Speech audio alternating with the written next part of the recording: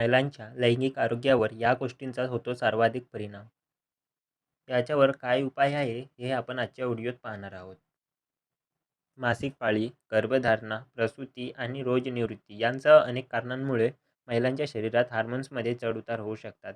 या असंतुलनामुळे कामवासना कमी होणं, योनिमार्गात कोरडेपणा आणि मूड बदलणं होऊ शकते.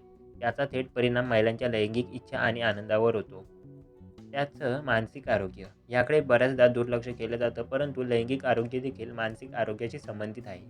तणाव, चिंता, नैराश्य आणि इतर अनेक कारणांमुळे शारीरिक संबंध ठेवण्याची इच्छा कमी होऊ शकते. त्यामुळे याकडेही लक्ष देणं गरजेचं आहे.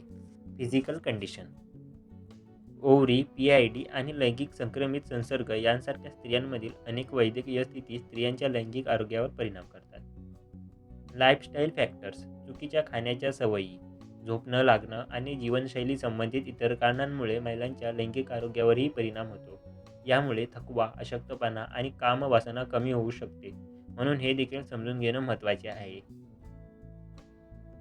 यावरील टीप